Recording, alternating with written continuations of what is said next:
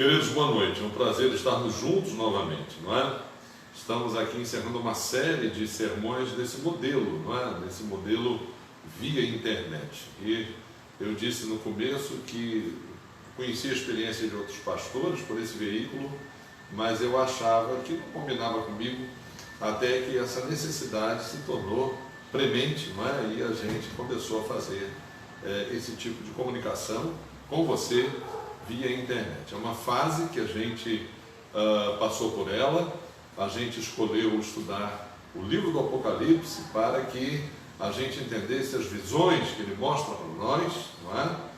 Projeta visões de uma realidade que a Bíblia tem como certa, que é a consumação dos tempos, a segunda vinda de Cristo, uma cidade onde a glória de Deus vai ser a luz, não é? Sem que haja noite, sem que haja tempo, sem que haja dor, como foi esse período que a gente passou. E, por outro lado, o Apocalipse também mostra o quadro do mundo à volta, não é? As pessoas têm uma facilidade muito grande de confundir as coisas, não é? De achar que o mal, Deus é vingador, Deus, ele castiga, Deus, eu acho que as pessoas estão confundindo os papéis. Deus é amor, Deus é misericórdia, Deus é perdão. Mas as pessoas querem se aproximar de Deus e não ser por Ele transformadas, não é? E não ser pelo amor que Deus tem, que só existe nele, ter a sua vida modificada. Então, aí nós já falamos, né, no início desses sermões sobre o Apocalipse, que Deus tem opinião. E se alguém se aproxima dele, precisa ser por ele transformado, não é? Uma coisa que é muito frequente que existe no mundo é os homens acharem que vão continuar impunes, não é? Nosso país se destaca pela impunidade, não é? Homens do nosso país que seriam responsáveis por fiscalizar, não é? Por punir, eles são o quê? Compráveis, eles se vendem. Então, no nosso país existe muita impunidade. E a gente pensa que Deus vai deixar que a impunidade no homem, ela perdure. E às vezes a Bíblia mostra o quadro do juízo de Deus contra essa impunidade. E aí as pessoas ficam achando então que Deus é um Deus perverso, que Deus é um Deus vingativo, que Deus é um Deus maldoso. Não, não. Deus vai confrontar esses homens com a dívida moral que eles têm diante de Deus. E aí a gente vai estar lá para ver as consequências. Com Deus não existe impunidade. Com Deus existe perdão, mas Paulo diz na carta aos Gálatas, Deus não se deixa escarnecer. Quem lavra, quem cresce, floresce na impunidade, ele acha que pode escarnecer para sempre, continuamente, de tudo e de todos. Mas a Bíblia diz que de Deus ninguém escarnece. Então vai haver a ressurreição, a Bíblia promete isso, desenha esse quadro para nós e os homens vão comparecer diante de Deus para que possam prestar contas, não é? O Apocalipse desenha esse quadro, não é? Nós hoje então vamos fazer ainda um sermão sobre o Apocalipse, te sugerindo um quadro geral de tudo que nós vimos e a maneira como você pode continuar usando o Apocalipse como um manual, não é? Vamos então cantar. Nós vamos cantar o nosso primeiro hino, convidamos você a cantar o nosso primeiro hino e dar continuidade ao nosso culto desta noite. E convidando você, hoje nós estivemos na nossa chácara, nós temos uma chácara na qual fazemos um trabalho de ação social com crianças, evidentemente um trabalho de escola dominical com crianças, e a gente esteve hoje lá, como que marcando o nosso retorno para os cultos presenciais, né? E no próximo domingo aqui na igreja, a gente vai estar reunido, né? E a partir das 6 horas, nós estamos antecipando um pouco o horário do nosso culto, para que a gente possa terminar às 7h30, e ainda nesse período, que é um período em que as pessoas acordam cedo, um período em que está se definindo o retorno para as atividades, a gente então vai fazer o nosso culto de 1h30, como é esse culto da internet, de 6 às 7h30 da noite. A gente achou melhor assim, a escola dominical. A gente vai continuar, por enquanto a gente não vai fazer, mas os nossos estudos bíblicos às terças-feiras continuam sobre o livro de Jó, e por esse veículo que você está acompanhando, pelo qual você está nos acompanhando. Vamos cantar? Qual é o número? Grata memória. 381 de nosso inário, não é? Vamos cantar esse hino, um hino que fala da glória de Cristo, não é? No Apocalipse, a glória de Deus vai estar no centro da cidade, não é? Então nós vamos habitar nessa cidade e a gente não vai mais precisar fugir da glória de Deus, não é? O tabernáculo no deserto, Moisés não pôde entrar nele, a glória de Deus refulgia dentro. O templo de Salomão, na oração, no dia da consagração, ninguém pôde entrar nele, nem Salomão e nem sacerdote nenhum, porque a glória de Deus estava dentro. Agora, quando descer da cidade celestial, quando Deus vier habitar conosco, nós vamos entrar nela e vamos estar diante da glória do Senhor. 381.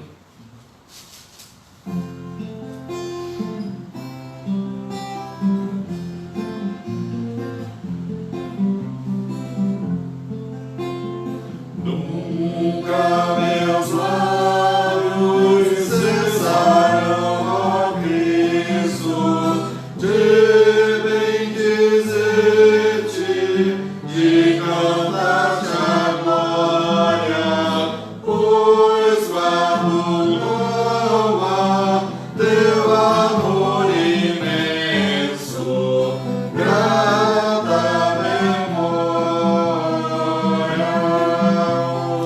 Quando perdido, vagueava aflito, e em densas trevas meu andar seguia, tu me buscaste lá dos céus mandando, luz que me guia. Quando oprimido por um dano jugo, em maus caminhos eu me angustiava, deu-me descanso tua voz tão terna que me chamava.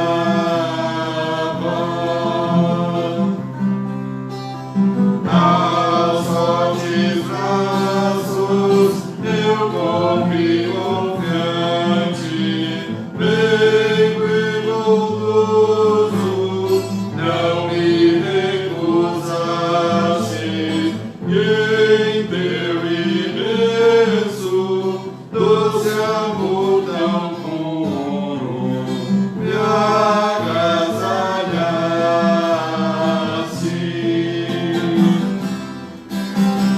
Oh, nunca, nunca cessarão meus lábios de bendizer-te, de cantar-te a glória, pois na minha alma tu és sempre, ó Cristo, grata memória. Amém. Não é? A grata memória da nossa vida é Jesus, não é? Como seria a nossa vida se não fosse Jesus? Tudo de bom, não é? Tudo de amoroso, tudo de misericordioso que existe no nosso viver, a gente atribui isso a Jesus, não é? Por isso que nós cantamos a glória de Jesus, que reflete a nossa vida, que reflete na igreja, não é? Eu vou convidar a irmã Regina para orar nesse momento, agradecendo a Deus mais esse momento de culto, pedindo que Ele esteja conosco, agradecendo essa fase que foram esses cultos, não é? Via internet, a nossa ida à chácara hoje, o contato que tivemos lá com as pessoas que estiveram conosco, também pedindo pela nossa igreja, pelo nosso retorno, domingo que vem, estivemos pregando sobre um salmo que nós vamos repetir hoje pela terceira vez. Falamos dele na quinta, falamos dele domingo de manhã e vamos falar dele agora. Logo, logo você vai saber por quê, não é? Então nós vamos agradecer a Deus esse retorno a igreja, né? A irmã Regina vai orar. Nesse momento, nós vamos orar com ela. Senhor Deus Pai, obrigado porque Tu ouves a nossa oração, porque Tu cuida de nós, porque Tu nos sustenta, Senhor. A salvação, ó Pai, só vem de Ti, através de Ti. Te louvamos e Te agradecemos, bendizemos o Teu santo nome. Te agradecemos ali por aquele local da chácara, Senhor, que fazemos aquele trabalho tão importante com aquelas crianças. Te pedimos a Tua proteção sobre aquelas famílias, Senhor, e quando pudermos retornar ali também, que Tu possa estar abençoando. Abençoa a Tua igreja, ó Pai, os projetos que nós temos, ó Pai, aquilo que nós pensamos como serviço, Senhor, que a Tua igreja precisa fazer sob o Teu comando, sob o Teu cuidado. Te agradecemos as pessoas que estiveram ali hoje pela manhã, ó Pai, naquele culto de louvor, de adoração a Ti, e te pedimos também, ó Pai, que Tu esteja nos abençoando no retorno, no próximo domingo, quando estaremos juntos também, com todos os cuidados, ó Pai, que Tu possa estar nos abençoando, e nessa comunhão, ó Pai, mesmo um pouco afastados uns dos outros, mas que possamos sentir o Teu calor, a união, ó Pai, que só o Teu amor nos proporciona. Te agradecemos, ó Pai de amor, por estarmos agora aqui para meditar na Tua palavra. Fala aos nossos corações, em nome de Jesus. Amém.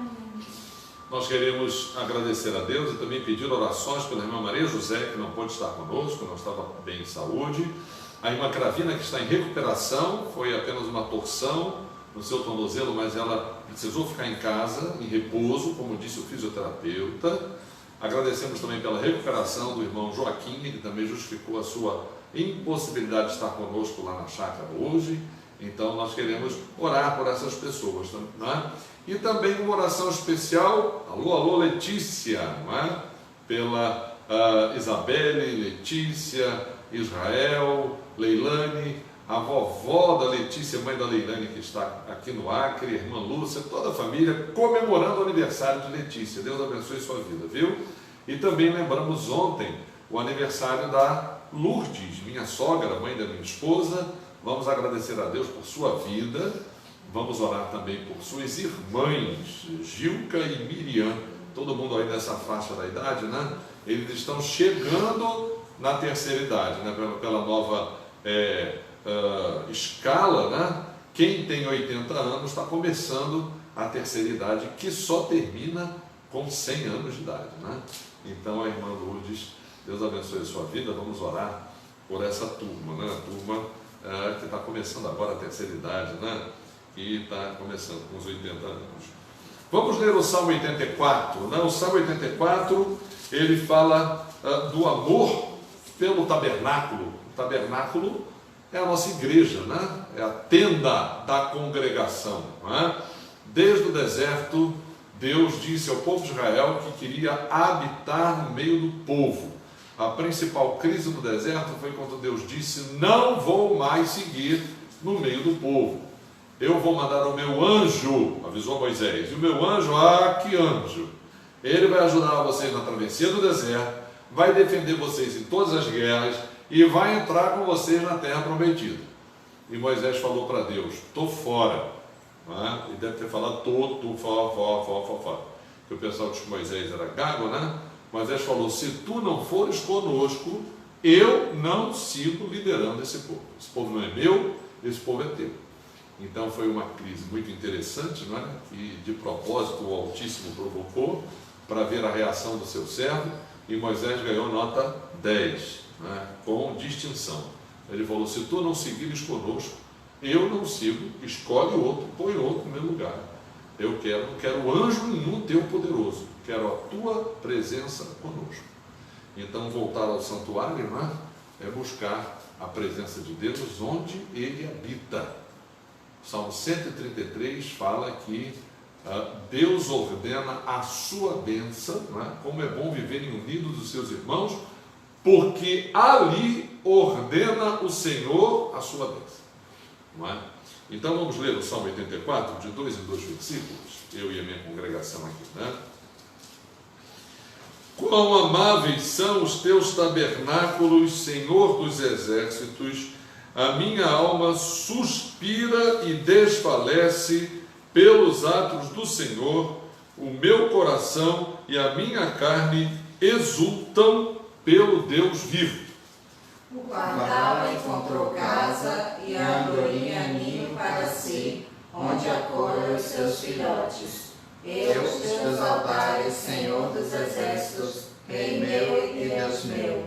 Bem-aventurados os que habitam em tua casa, louvam-te perpetuamente. Bem-aventurado o homem cuja força está em ti, em cujo coração se encontram os caminhos aplanados, o qual, passando pelo vale árido, faz dele um manancial de bênçãos, o cobre a primeira chuva. Vão indo de força em força, cada um deles aparece diante de Deus em Sião. Senhor Deus dos exércitos, escuta minha oração, presta ouvidos ao Deus de Jacó. Olha, ó Deus, escudo nosso, e contempla o rosto do teu ungido. Pois um dia nos teus átrios vale mais que 1000. Prefiro estar à porta da casa do meu Deus a permanecer nas tendas da perversidade. Porque o Senhor Deus é sol e escudo, o Senhor dá graça e glória, nenhum bem sonega aos que andam retamente. Todos juntos? Ó Senhor dos exércitos, feliz o homem que em ti confia. Este salmo é um salmo que termina falando de felicidade, não é? A felicidade que Deus proporciona, e a Bíblia diz aqui neste salmo que o homem que em Deus confia, ele é um homem ou uma mulher, uma pessoa feliz. Vamos cantar? De todas as tribos. Apocalipse diz, não é? Que o Evangelho alcança toda a tribo, língua, povo e nação. É esse o simbolismo, não é? Do dom de línguas no dia de Pentecostes. O Evangelho é para ser pregado a toda a tribo, língua, povo e nação. Vamos cantar esse cântico?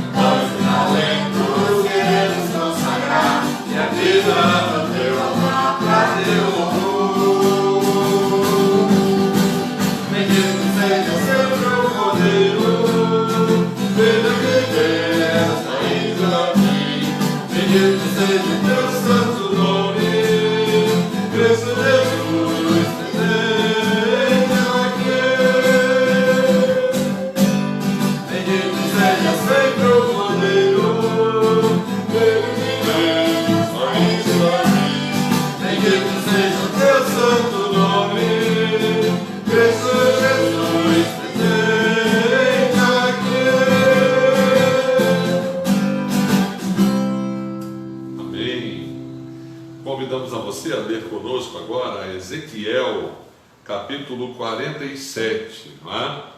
Nós estivemos estudando o Apocalipse, hoje ainda vamos apresentar um sermão que dá um quadro geral sobre a estrutura do livro do Apocalipse, porque nós dissemos durante a nossa abordagem, que nós estávamos nos detendo em aspectos gerais do livro, não é? E que a gente queria que você tivesse uma facilidade de se situar dentro dos textos do livro, dentro da sequência das cenas do livro, né?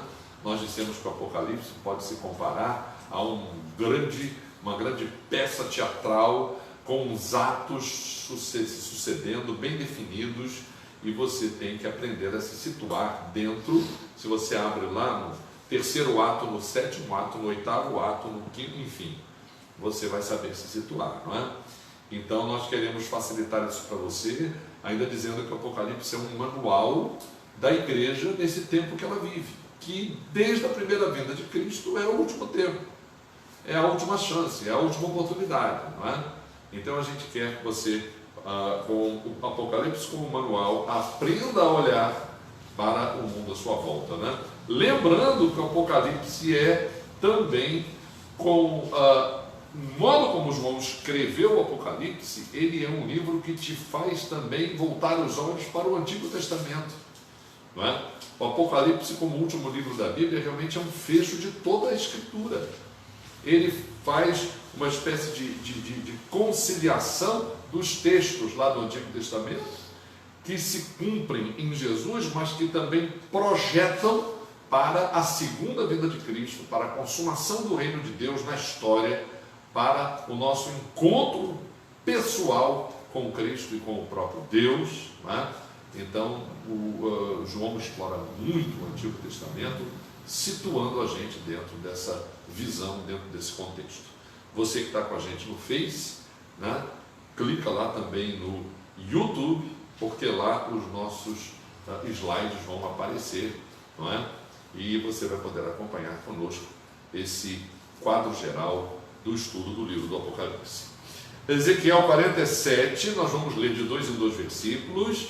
É um texto que nos predispõe, faz parte da visão final que nós abordamos no domingo passado, não é?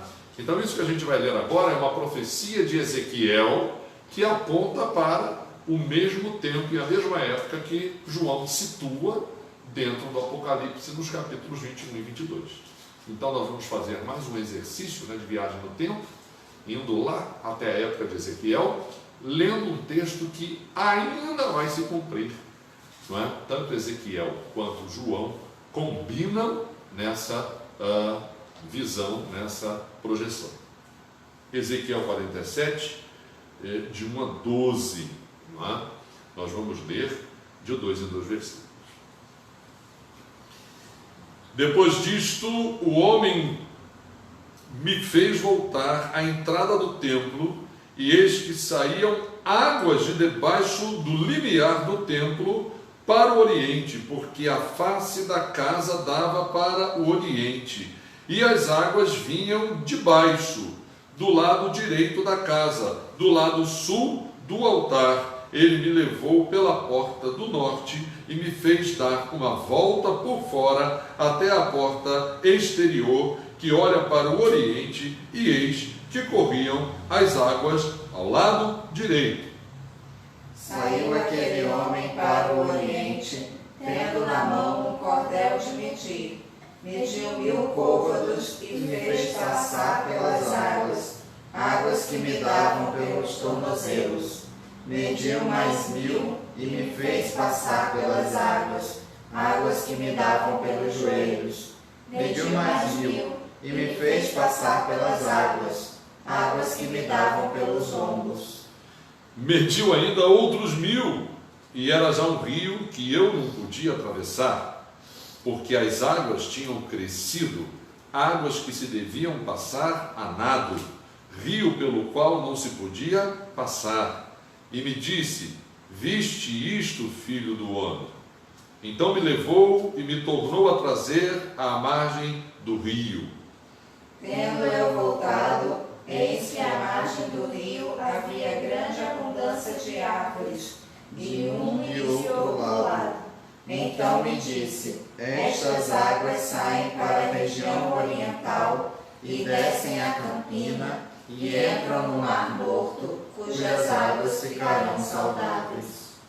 Toda criatura vivente que vive em enxames viverá por onde quer que passe este rio, e haverá muitíssimo peixe, e aonde chegarem estas águas, tornarão saudáveis as do mar, e tudo viverá por onde quer que passe este rio.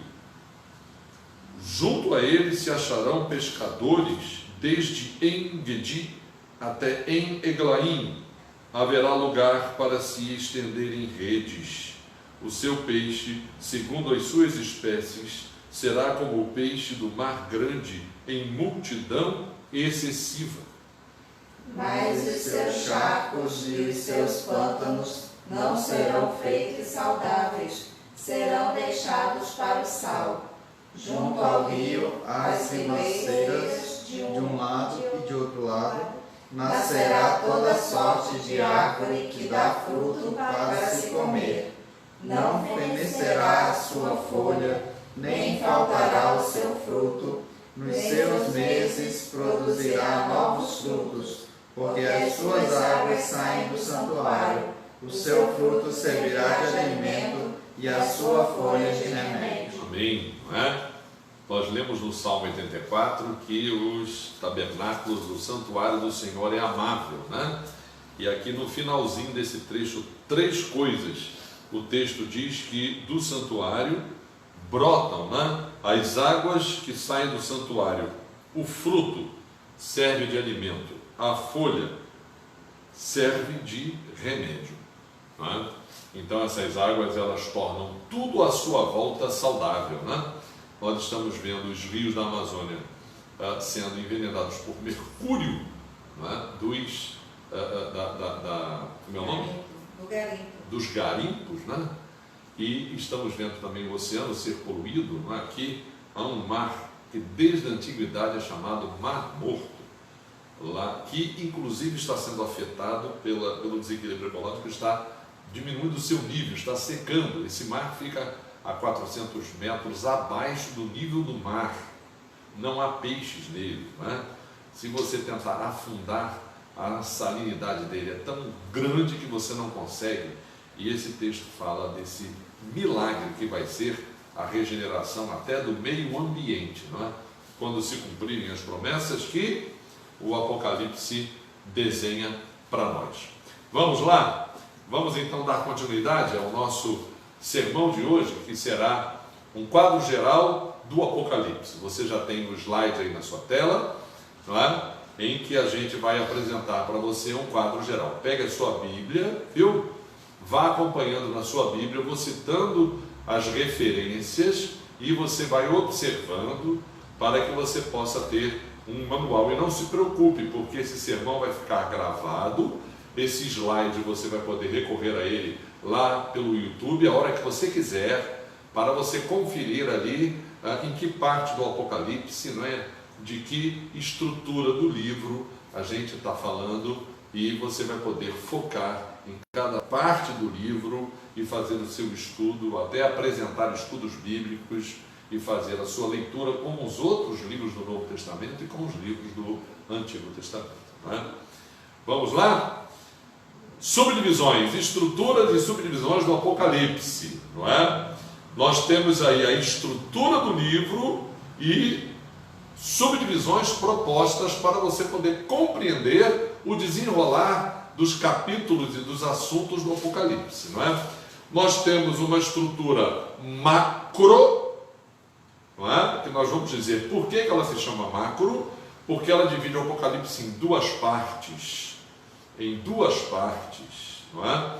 Lá no próximo quadro você vai entender por que essa maneira de dividir o Apocalipse ela é chamada macro, porque ela divide o livro em duas partes. Nós vamos mostrar uma outra tabela em que isso aqui vai estar detalhado, né? E temos uma estrutura chamada pneumológica, tá? A palavra pneuma no grego é espírito, por isso que o nosso carro tem um pneu, né? O que é o pneu do carro? É aquela parte do carro que vive o quê? Com o espírito, né? Com o ar. Pneuma no grego significa ar, não é?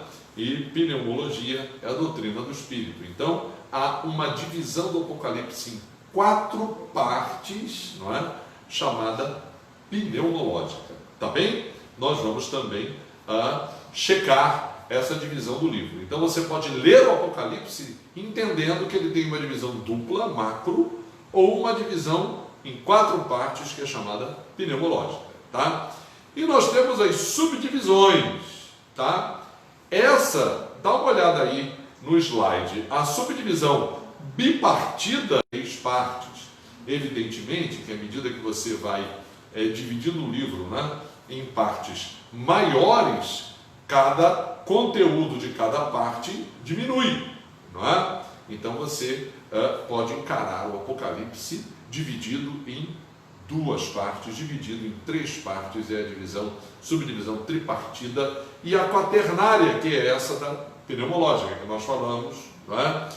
Tem até uma divisão do Apocalipse septenária. Septenária vem do número 7, não é?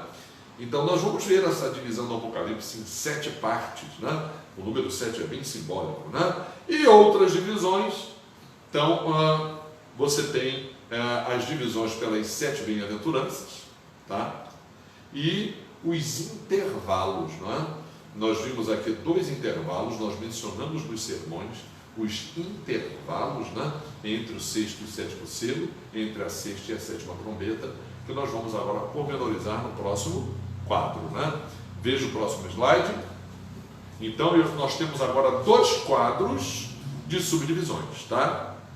Nós colocamos aí a bipartida, a tripartida e a quaternária, e no próximo quadro nós vamos colocar a septenária, as 7 bem-aventuranças e os intervalos, tá? Então, foque aí nesse quadro, né? Vamos entender o quadro, né? Ele tem as subdivisões à sua esquerda, bipartida, tripartida e quaternária, os capítulos que estão dentro dessas divisões, não é? Então aí uma coluna, né, indicando para você os capítulos, mas não se preocupe porque nas referências esses capítulos estão sendo repetidos e pormenorizados, tá? Você entendeu o quadro? Vamos dar uma olhada então na primeira divisão, bipartida. A divisão bipartida é aquela macro que divide o Apocalipse em 2 partes, tá? Que partes são essas? Dá uma olhada aí, capítulos 1 a 3 e capítulos 4 a 22, tá? Então essa divisão, ela está indicada aí na coluna referências, né? Vamos ler comigo? Por exemplo, o que é a divisão bipartida? É dividir o Apocalipse numa parte profética e numa parte apocalíptica, tá certo? Então está aí em caixa alta, né, em letras maiúsculas, o tema geral dessas 2 divisões. A primeira parte é uma parte profética e a segunda parte é uma parte apocalíptica propriamente dita. O que significa profética, né? Essa parte aqui faz uma projeção para o futuro. É uma parte que encara essa história da igreja em curso até a segunda vinda de Cristo. E a parte do Apocalipse, que aqui ele diz apocalíptica em si, são os últimos acontecimentos, né? São os acontecimentos dos últimos tempos. São aqueles acontecimentos que vão precipitar, não é, o final dos tempos, que a gente se pergunta, olhando à volta, se eles já começaram, né? Então, qual é a pergunta qual é a resposta que a gente tem que dar, né? Mesmo que não tenham começado, o esboço, o rascunho desses acontecimentos está aí, né? A gente vai ter aqui um slide que, por exemplo, vai chamar a tua atenção para algumas aulas de história, né? O leitor do Apocalipse, ele tem que ter algum interesse por algumas aulas de história. A história bíblica, não é? A história, por exemplo, dos 5 impérios, a gente vai ver aqui, você tem que ler Daniel capítulo 2, aquela visão, aquele pesadelo, né, que Nabucodonosor teve e que mandou chamar Daniel para dizer para ele o que significava aquele selo. Aquele sonho, né? E em Daniel 2, aquele sonho é um sonho profético, é um sonho apocalíptico, aquele que faz uma projeção para o futuro. Então, você precisa de algumas aulas de história, porque alguns traços da história antiga, que a Bíblia mostra, como traços da história moderna, as guerras, a primeira e a segunda, a gente acha que a terceira pode ser a última, são dados, são elementos da história humana que tipificam quadros que o Apocalipse mostra, que o Apocalipse cansa de mostrar. Você tem que estudar um pouquinho sobre o que foi a Segunda Guerra Mundial, a Primeira e a Segunda Guerra Mundial na Europa. O que aqueles povos sofreram, né? O que aconteceu lá. Aquilo ali, uma das cidades eram bombardeadas, uma das cidades que foi bombardeada, não é? Você tem livros que contam a história dessas cidades. Depois do bombardeio, os tratores que sobravam, eles iam empurrando pelas ruas os corpos para a praça principal da cidade. Fizeram uma montanha de cadáveres, não teve como enterrar aquela gente, não tinha serviço no cemitério, não tinha carro para ir, não tinha velório, não tinha nada. Então eles juntaram os cadáveres no centro da praça e fizeram, sabe o quê? Pegaram óleo diesel, óleo queimado, óleo de carro, e foram embebedando os cadáveres com aquele óleo de carro e depois queimaram. Os cadáveres não poder ficar pelas ruas jogados, então eles tiveram que queimar no centro da praça. Então o cheiro daqueles corpos, óleo diesel misturado com cadáver em putrefação, imagina uma cena dessas, entendeu? Um cheiro desses, uma memória de um fato desse. Então isso é uma visão apocalíptica. Não é porque João inventou e desenhou, não. O ser humano é responsável por isso.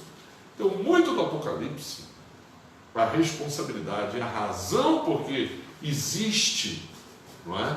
É porque o ser humano produz. Tá? Vamos dar uma olhada aí? Estamos na subdivisão bipartida, que é a macro, que divide o Apocalipse em duas partes. A parte profética tem a introdução, não é? Apocalipse 1, de 1 a 8.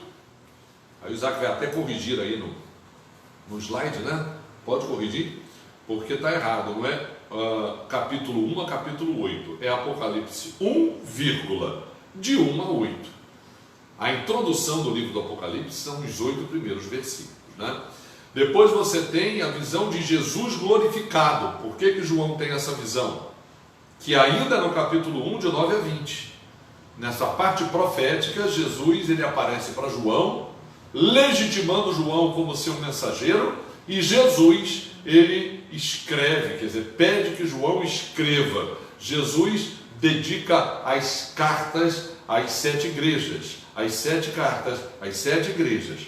Isso ainda é a parte profética do Apocalipse. Ainda estamos no capítulo 1, de 9 a 20, e depois você tem as cartas em si, do capítulo 2 ao capítulo 3. Então, capítulos 1 a 3 de Apocalipse, na divisão bipartida, na divisão macro, são a parte profética do livro. E a parte apocalíptica em si, não é? Ela tem uma parte do capítulo 4 ao 11, que é o quê? Uma subdivisão chamada cósmica, uma dimensão cósmica. Por que, gente, que o Apocalipse ele mostra, nessa subdivisão, ele está dizendo que dos capítulos 4 a 11 você tem uma dimensão cósmica, porque prevalece nessa parte as cenas celestiais, aquilo que o céu, não é? Comanda, vamos dizer assim. Os acontecimentos que na terra são um reflexo da visão que João tem no céu. Porque a partir do capítulo 12 ao 22, a dimensão histórica prevalece. O que você tem no 12, né? No capítulo 12, Satanás é projetado na terra e vai perseguir a mulher, que simbolicamente é Israel e a igreja. Ou seja, Satanás tentou, na fonte, foi feita uma profecia no Gênesis, que o filho da mulher esmagaria a cabeça da serpente. Satanás ficou o quê? Vigiando quando que essa profecia haveria de se cumprir, porque ele sabia que o filho da mulher o derrotaria, como aleluia aconteceu. Então ele tentou devorar. O dragão ficou na expectativa do parto daquela mulher, mas não conseguiu, não é? Então ele foi atormentar os seguidores daquele de Jesus, a igreja, né?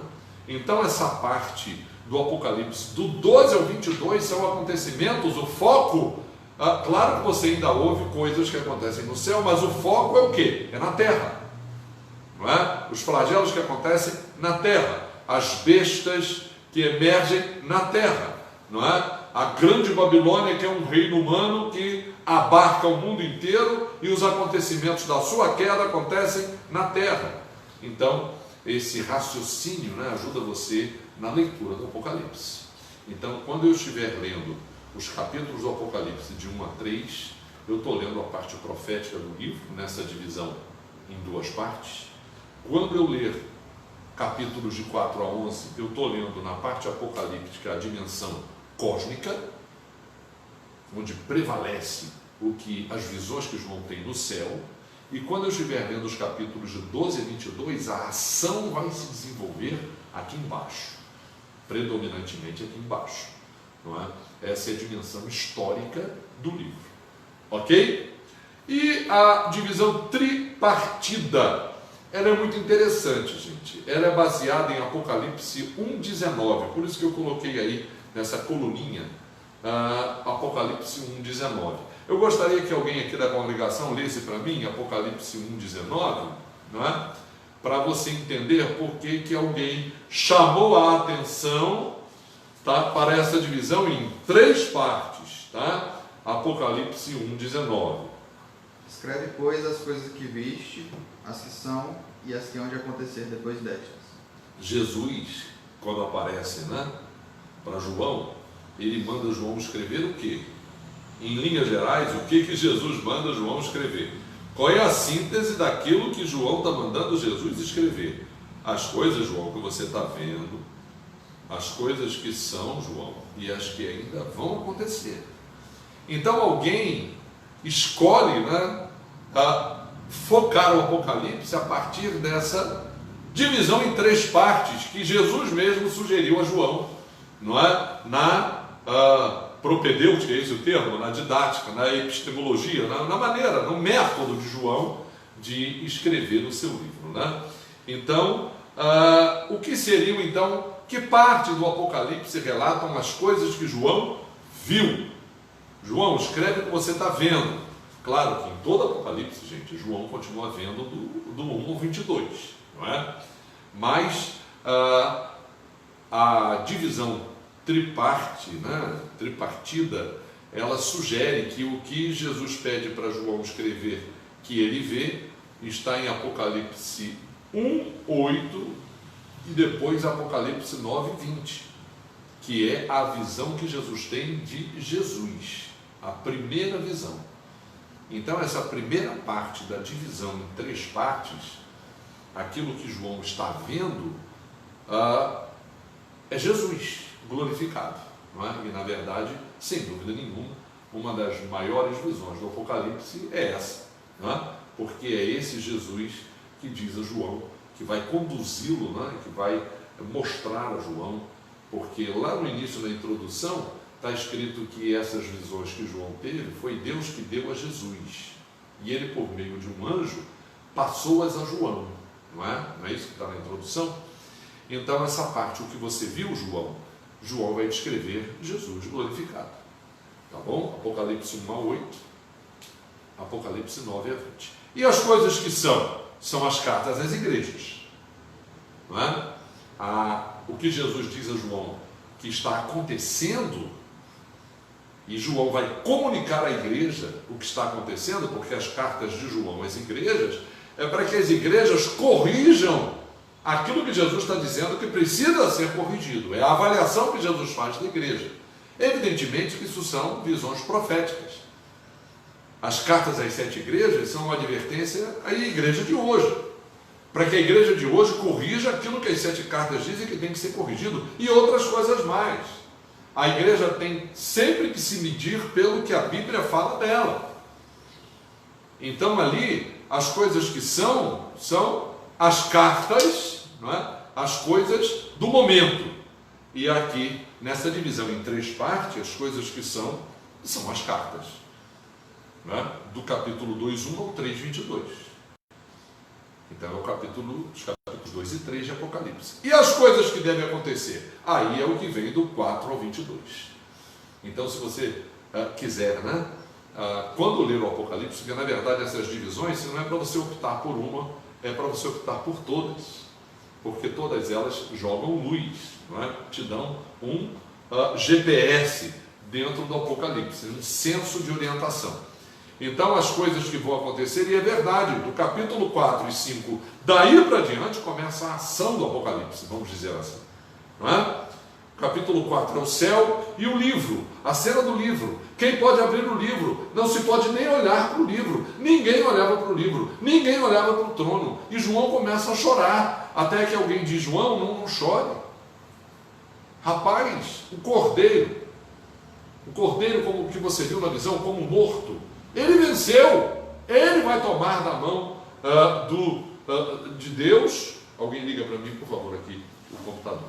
Ele vai tomar das mãos de Deus o livro, vai tirar os selos e a ação vai ter continuidade. Não é? Então, a gente vai... obrigado. No capítulo 4 a 22, então, nessa visão tripartida, são as coisas que vão acontecer. Tá bom? Vamos avançar para a divisão quaternária. Eu coloquei, olha aí no seu slide, eu coloquei aí na coluna dos capítulos, né? 1, 2, 3, 4, para você saber, só para você saber que é uma divisão em 4 partes. E ela é muito interessante, porque essa divisão em 4 partes, ela se baseia nas frases que João diz. De vez em quando no Apocalipse ele diz isso, e que aparecem quando ele diz assim. Alguém lê para mim, por exemplo, Apocalipse 1:10. Achei-me em espírito no dia do Senhor, e ouvi por detrás de mim grande voz como de trombeta, dizendo... João então está esclarecendo para nós que o que ele vai dizer, que a experiência que ele vai descrever no Apocalipse, ela se baseia numa visão que ele teve quando ele se achou em espírito no dia do Senhor. E essa voz que ele ouviu por trás dele é a voz de Jesus, que vai aparecer para ele naquela forma simbólica, não é? Como Jesus glorificado. E a gente já explicou isso para você, né? A gente, quando encontrar com Jesus no céu, ele não vai dar não é uma espada, né? Jesus não vai ter uma espada saindo da boca dele para poder nem falar direito. Não é isso. A visão glorificada de Jesus não é ele com, não é, os olhos como chama de fogo, meio horripilante, né? O cabelo branco. Não é. Isso no Apocalipse tem o quê? Um impacto visual. Não é? Isso no Apocalipse tem todo um simbolismo. Né? Aliás, a cabeleira branca de Jesus já a gente vai dizer para você o que ela representa. A gente já falou isso lá no primeiro sermão, né? Então, gente, em espírito aparece em Apocalipse 1:10. Alguém lê para mim Apocalipse 4:2? Olha só, primeiro no capítulo 1, depois no capítulo 4, vai aparecer de novo João, não é? Dessa vez, ele repete a expressão em 4:2, o que ele diz em 4:2? Imediatamente eu me achei em espírito, e eis armado no céu um trono, e no trono alguém sentado. Então, entre a primeira expressão em espírito em 1:10 e a outra expressão em espírito 4:2, João continua dizendo, continua dando continuidade às visões que ele tem, não é? E aí a outra expressão em espírito está em Apocalipse 17:3. Alguém lê para mim 17:3?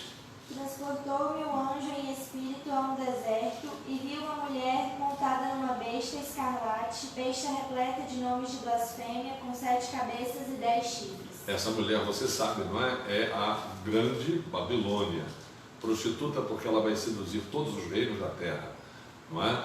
Mas o tempo dela está já contabilizado e a derrota dela é certa, não é? Então, essa visão de João já está, essa terceira expressão em espírito aparece lá no capítulo 17, e a quarta expressão em espírito aparece em que capítulo? A cena final, 21:10. E me transportou em espírito até uma grande e elevada montanha, e me mostrou a santa cidade, Jerusalém, que descia do céu da parte de Deus.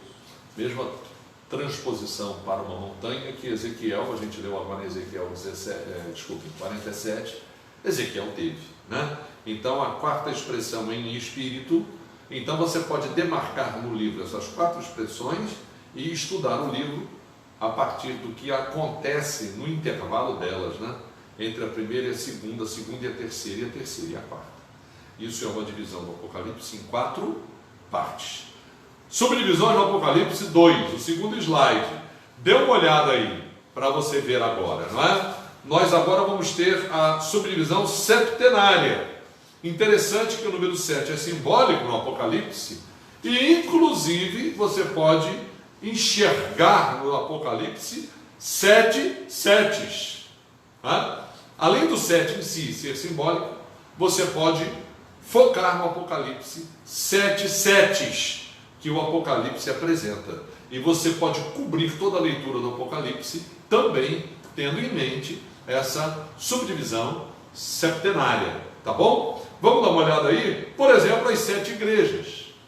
A primeira divisão septenária das 7 que há refere-se às 7 igrejas. Apocalipse de 2 a 3.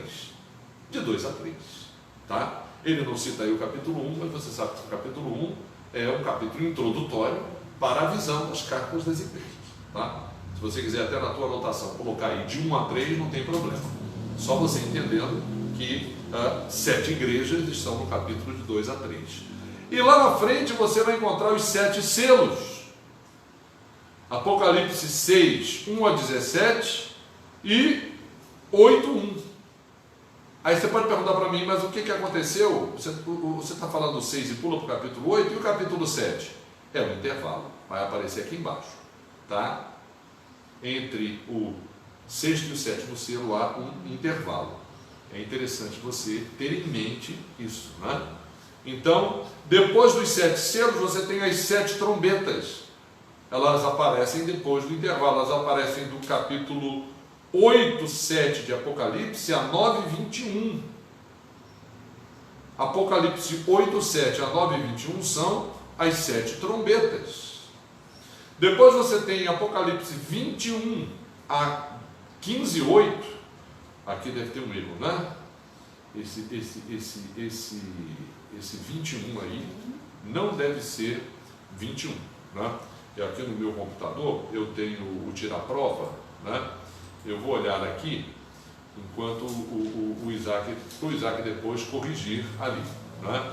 Então você tem aí os sinais, né? Aí está marcando 21 a 15, 8, mas não pode ser, porque tem que ser um capítulo antes do capítulo 15, né?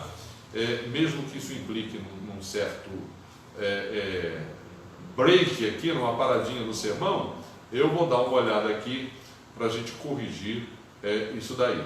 Eu já estou aqui com eles abertos, né? 12, tá? A inversão foi essa. Apocalipse 12. Esses 7 sinais começam em Apocalipse 12. Eu só inverti, botei o 2 na frente do 1. Não é 21, é 12. Está corrigido aí para ficar certinho lá no YouTube, né? Então, os 7 sinais são de Apocalipse 12, 1 a 15, 8. Tá? E as 7 taças de Apocalipse 16, 1 a 21. São as 7 taças. Aqui as 7 taças são a antepenúltima sessão dos 7. A antepenúltima sessão do conjunto de 7 sessões da divisão septenária, né? Aí você tem os anúncios. 7 anúncios são feitos. Eles estão aí em Apocalipse 17, 7. Apocalipse 18, 1, 4 e 21, Apocalipse 19, 1, 4 e 6 a 7. São 7 anúncios, não é? Que você ouve, né? Vamos ler um deles? Quem pode ler Apocalipse 17, 7? Abre aí para mim, só para a gente tipificar que tipo de anúncio aparece aí, né? O anjo, porém, me disse: por que te admiraste? Dir-te-ei o mistério da mulher e da besta, que tem as 7 cabeças e os 10 chifres, e que leva a mulher. Tá certo? Isso é um anjo, né? Se dirigindo a João e fazendo um anúncio a ele, não é? Por que te admiraste? eu vou dizer, o anúncio é esse, eu vou dizer para você o mistério da mulher e da besta, que tem as 7 cabeças e os 10 chifres, e que a besta que leva a mulher sobre ela, né? Que tem a mulher cavalgando sobre ela, não é? Ok? E as últimas visões, são 7 visões. As últimas visões, que são 7, elas vão do capítulo 19, 6 ao 22, 5. Ok? Do capítulo 6 ao 22, 5. Tá? 19, 6, desculpem, a 22, 5. Ok? Então você tem aí uma outra maneira, não é? Você pode ler o Apocalipse. Então, se você junta essas maneiras de focar o Apocalipse, você vai ter como que eu falei que GPS é como uma bússola, como uma orientação para a leitura do Apocalipse. Você vai saber onde você situa, o que vem antes, o que vem depois, e você vai focar ali. E você tendo essa ideia de conjunto, você vai poder o quê? Detalhar o foco em cada parte do livro. Isso vai enriquecer a tua leitura, né? Se você olhar lá no final do Apocalipse, a recomendação que é feita a João para que isso seja continuamente lido. Se você ver lá no Apocalipse do Antigo Testamento, qual é o Apocalipse do Antigo Testamento? O livro de Daniel. Lá no livro de Daniel tem uma recomendação. Daniel, por que é tudo tão complicado assim? Daniel pergunta para o anjo, né? É como se ele fizesse essa pergunta: por que não é mais simples? Aí o anjo fala assim: de propósito, Daniel, é para que as pessoas se detenham, é para que a sabedoria, o saber, não é? Ele cresça, aumente, para que as pessoas não larguem esse livro, não é? E o saber vai se multiplicar. A sabedoria, então, na verdade, essa instigação da literatura apocalíptica é para que a gente esteja o quê? Atento. Isso aqui não são panaceia, não é? O Apocalipse não é uma panaceia. O que é uma panaceia? Uma coisa que sem era nem beira, uma ilusão.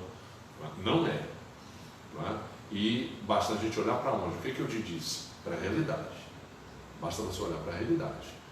Que a maldade, o que nós dissemos aqui? O flagelo, ele não vem de Deus não, gente. De Deus vem a misericórdia, vem o amor, vem a salvação. O flagelo vem do pecado do ser humano. Então, quando você encontra alguma coisa relacionada à violência, maldade, castigo, juízo, ira, isso vem do pecado. Tá certo? Deus não pode ser indiferente ao pecado. E no homem, Deus separou o quê? O homem do pecado. Agora, a separação do pecado no homem implica na morte. Ou, desculpem, língua portuguesa, implica a morte. Não é? Então, o homem acabava. Mas Deus se fez homem em Cristo Jesus. E em Cristo Jesus nós somos batizados para que em Cristo Jesus morramos, mas ressuscitemos como nova criatura. Então é isso que o Apocalipse, que a Bíblia inteira mostra, né? E o Apocalipse nos adverte. Tá certo? Então, isso serve como ferramenta para você aprender a se situar dentro do Apocalipse, né? As 7 bem-aventuranças, você sabia que há 7 bem-aventuranças no Apocalipse? E você pode também situar a sua leitura por elas. Elas percorrem o Apocalipse de ponta a ponta. A primeira no capítulo 1, a última no capítulo 22. Não é?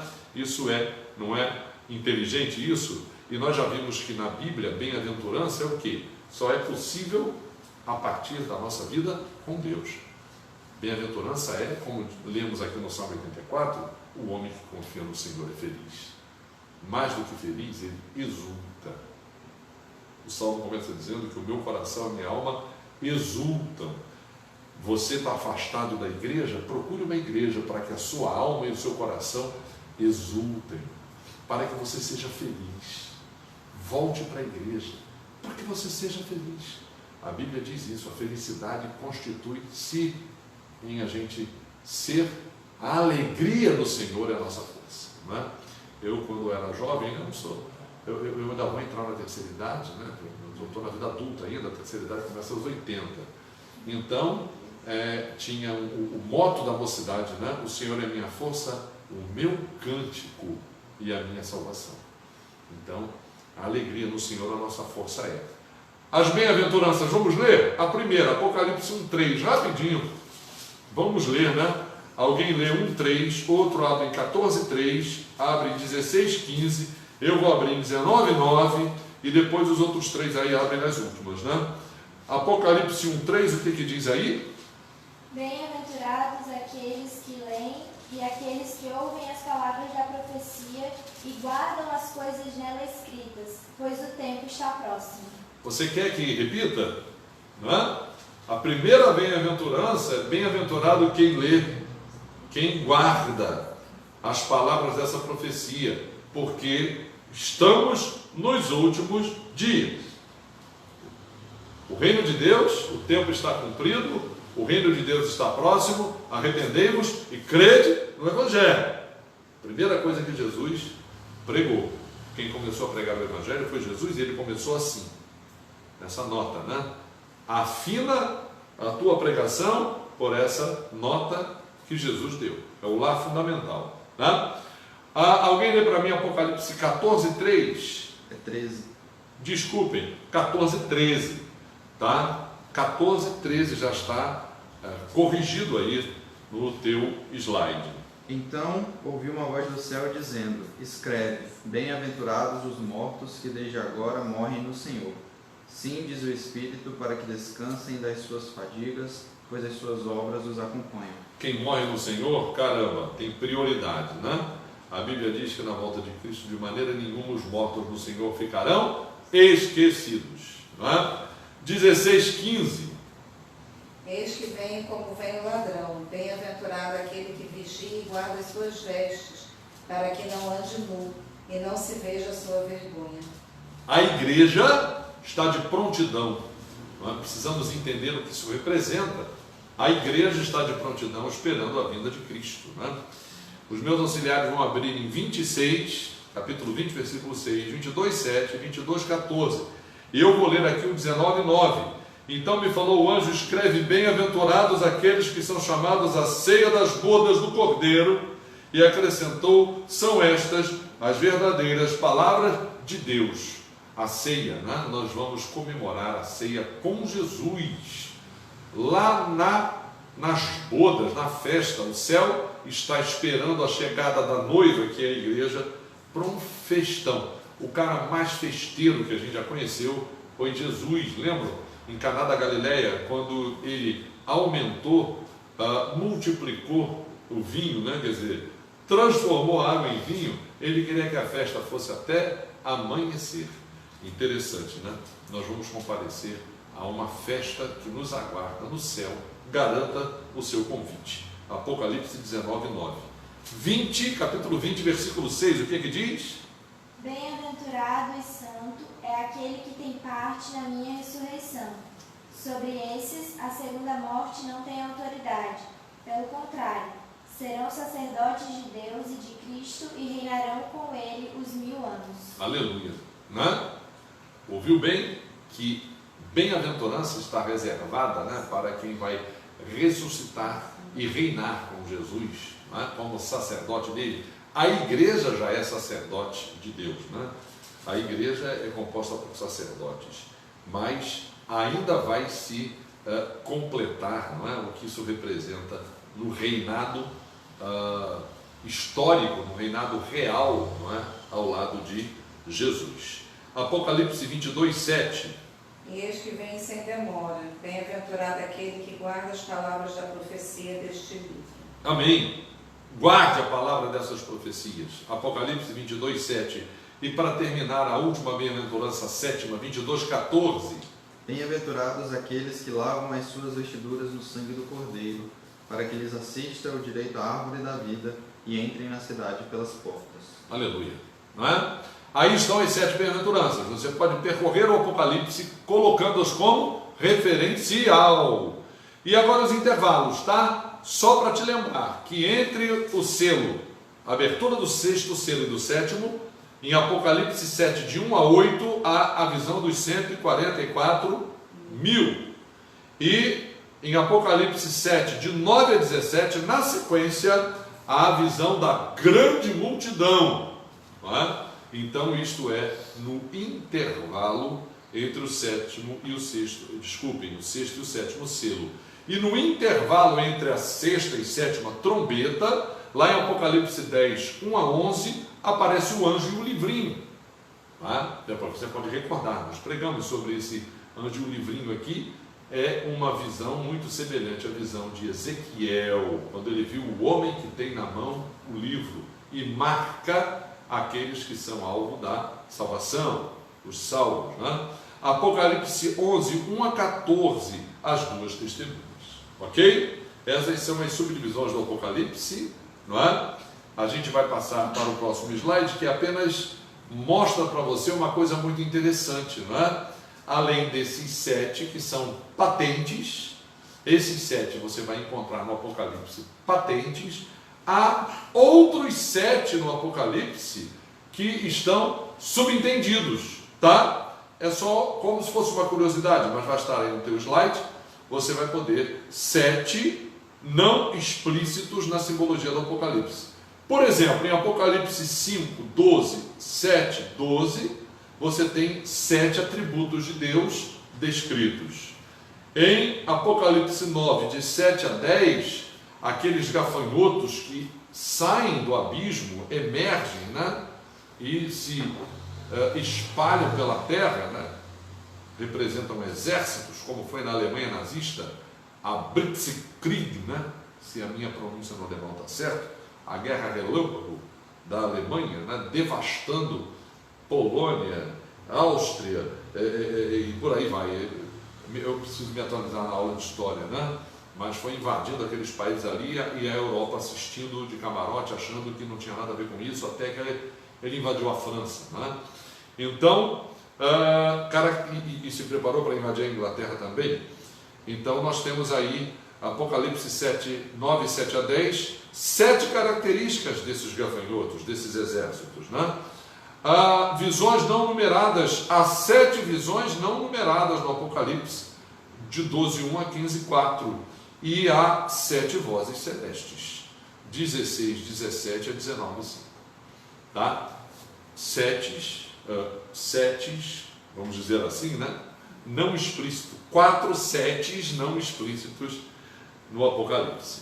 Agora no outro slide é só uma sugestão para você, tá? Um modelo de abordagem das cartas às 7 igrejas. Você pode fazer diversos modelos de abordagem do Apocalipse.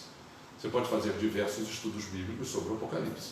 Sempre procurando o quê? Como nós fizemos aqui no sermão, os referenciais principais do livro, para que você não se perca, para que você não caia naquela armadilha de querer dizer, essa pandemia do coronavírus é o 6º flagelo, que está escrito aqui. Então nós estamos no 6º flagelo. Olhem, gente, preste atenção, só falta mais o 7º flagelo. O Apocalipse não é escrito para você ficar procurando na história, não é? Referenciais diretos, não é? Mas ele, ao longo de toda a história, mostra flagelos que vão acompanhar a história da humanidade, para os quais você deve prestar bem atenção, né? Então, aí tem uma sugestão, você pode colocar as 7 igrejas, como nós fizemos aí, e ver o quê? Os 4 pontos que cada carta apresenta. Todas as cartas das 7 igrejas apresentam a introdução, os pontos positivos, os pontos negativos e a recompensa final. Tá? Você pode ver isso na carta a cada uma dessas 7 igrejas. Tá bom? Vamos para o próximo slide? Olha, muito importante, a gente já está terminando o nosso sermão e a gente quer, nesse quadro, colocar as principais, há muitas outras analogias. O que são analogias? São comparações que você pode fazer entre o Apocalipse e o Antigo Testamento. Nós pusemos aí uma sequência de analogias e você pode checar na Bíblia. Há outras mais, nós colocamos essas aí que são mais flagrantes. Por exemplo, quando você lê Apocalipse, a visão de Jesus, lá em Apocalipse 1, 9, 20, você pode ver em Daniel 7, 21 e 22, quando Daniel, na visão dele, comparece diante do ancião de dias. Esse ancião de dias é Deus. E a representação de Deus ali é a representação de um ancião. E uma das características de um ancião são os cabelos o quê? Brancos. E quando Jesus aparece para João no Apocalipse, na primeira visão, ele tem uma cabeleira branca, né? Então, essa ideia de cabeleira branca em Jesus, que morreu aos 33 anos, né? É que ele e o Pai têm a mesma identidade, né? Eles são eternos, a coeternidade do Filho com o Pai, não é? Então isso aliás, até uma das provas, né, de que o Apocalipse foi escrito pelo apóstolo João, que ele foi aquele que desenvolveu de maneira brilhante, de maneira perfeita, a identidade do Filho com o Pai, não é? A gente vai ver lá, na visão do final, escrito o Verbo de Deus. Jesus é o Verbo de Deus. João começa o seu evangelho dizendo: no princípio era o Verbo. Ele concorda com os gregos, realmente, no princípio era o Verbo. Vocês estão certos, o Logos. Pré-existia toda a criação. Só que o Verbo estava com Deus, ou seja, o Logos, Deus é dono dele. Aliás, João diz, né, ele termina, né, o Verbo era Deus.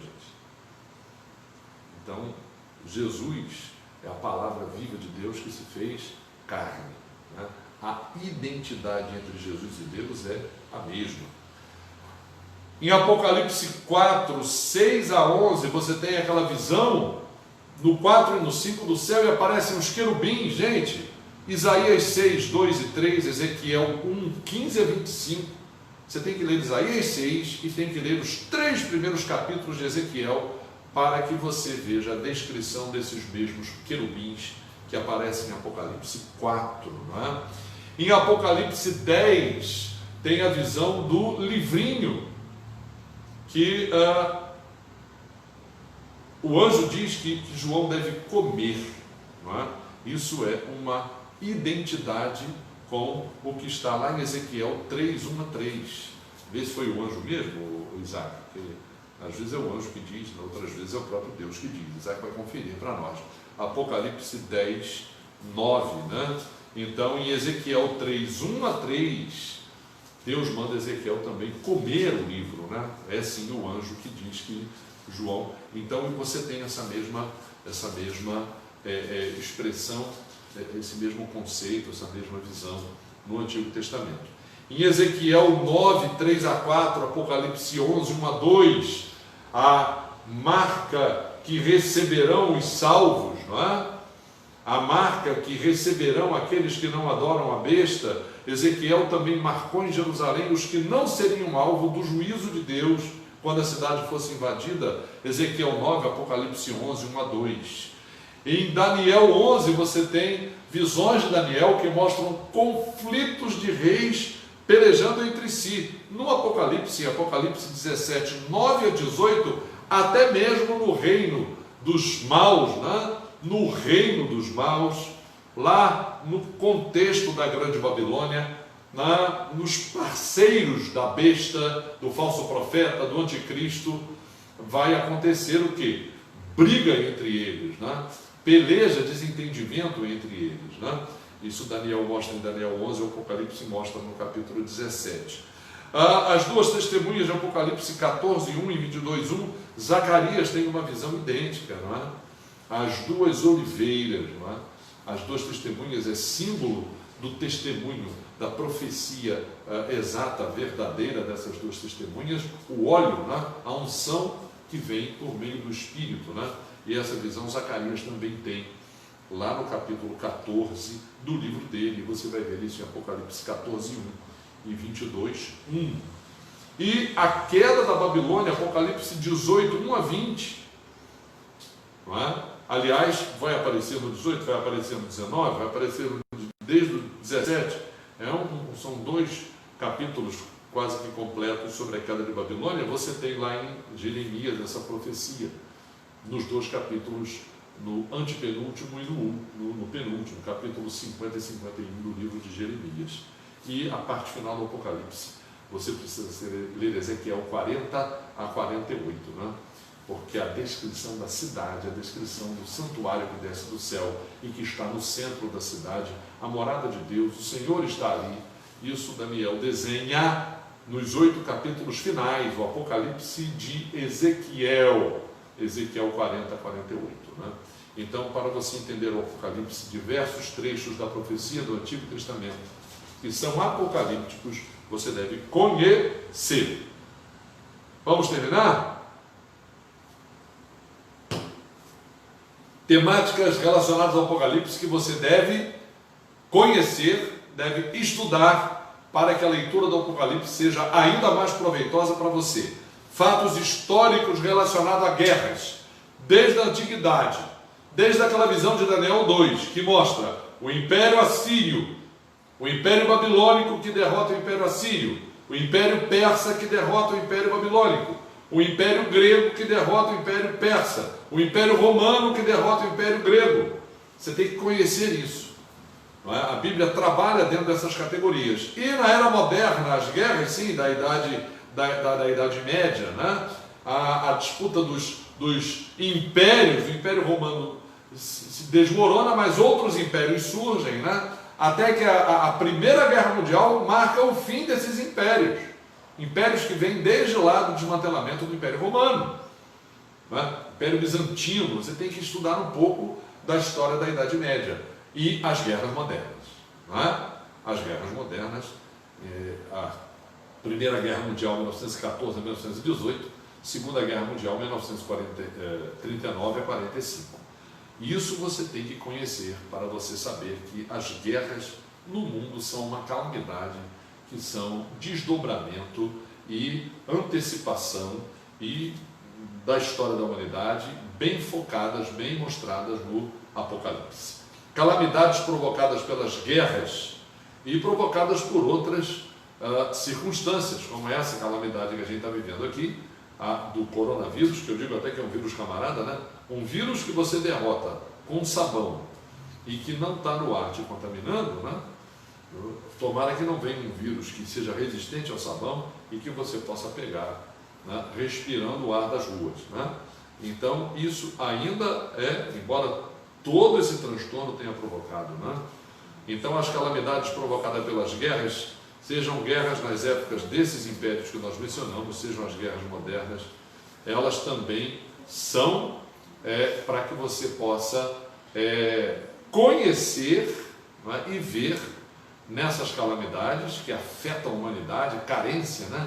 Os primeiros cavaleiros do Apocalipse já falam de carestia, de inflação, de fome.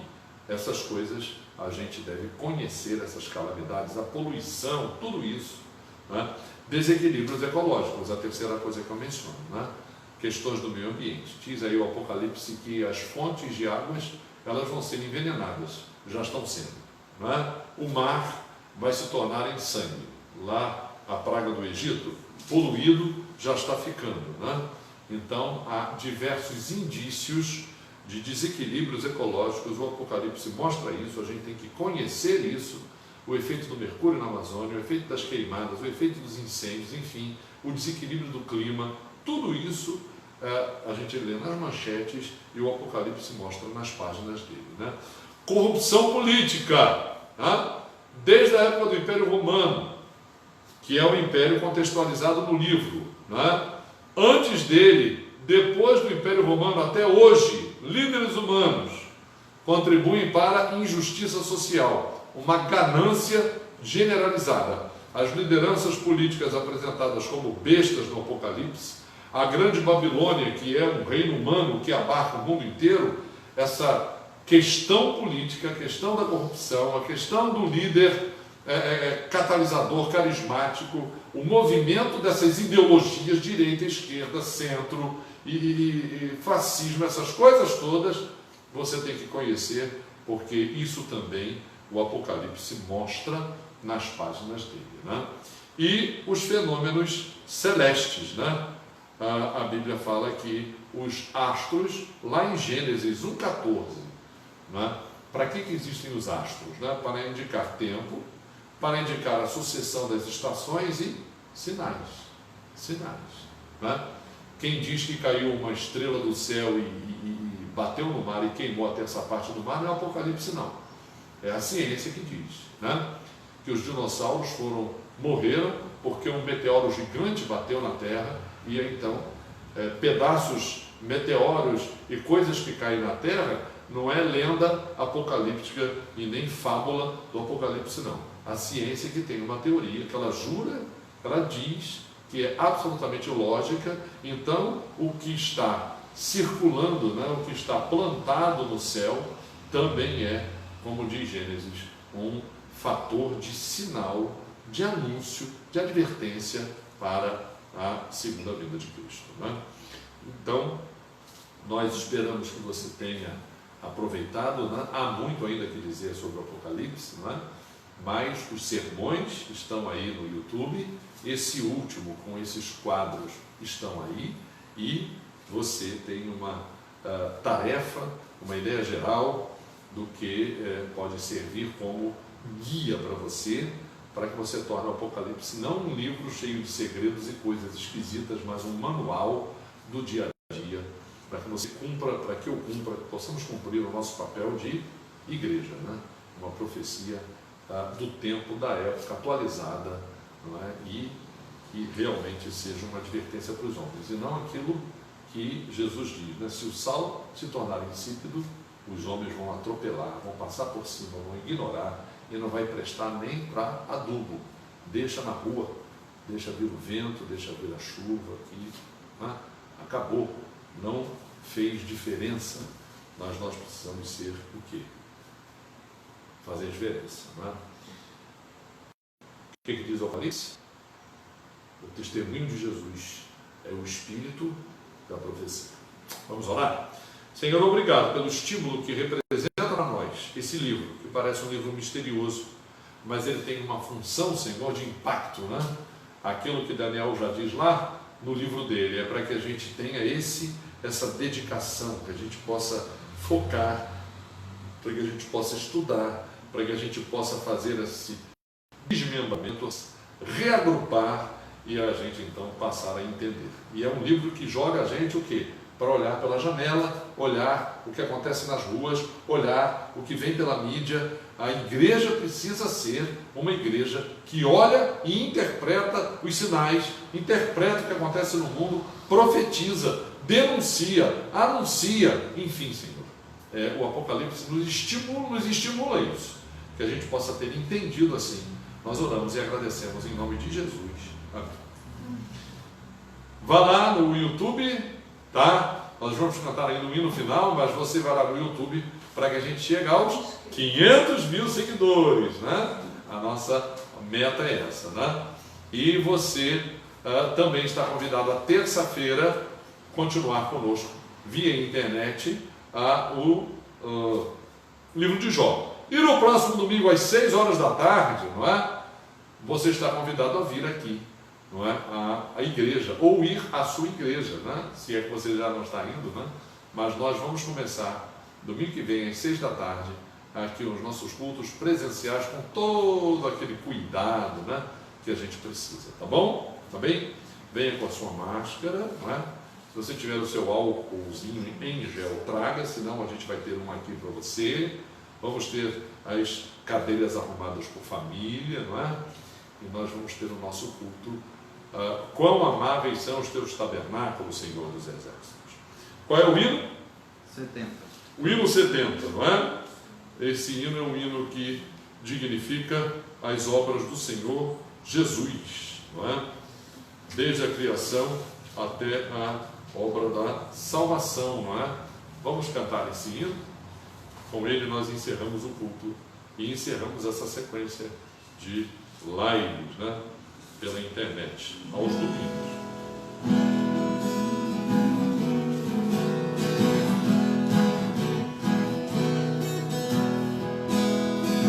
Tuas obras se coroam como árvore de esplendor, as dos anjos seus entoam e revela-te, Senhor, cantos, matas, vales, montes,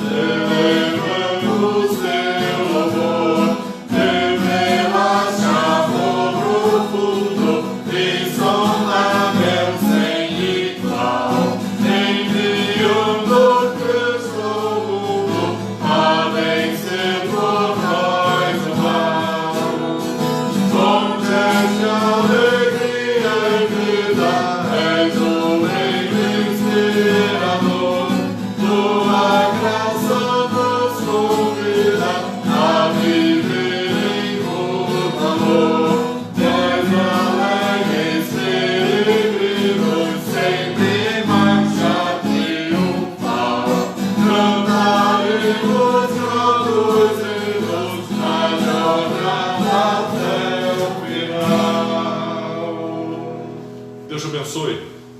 Vamos estar juntos, não é? Nas igrejas, juntos na terça-feira, 17h30 aqui no Acre. Desculpem, 19 horas aqui no Acre, 21 horas no horário de Brasília. Um abraço.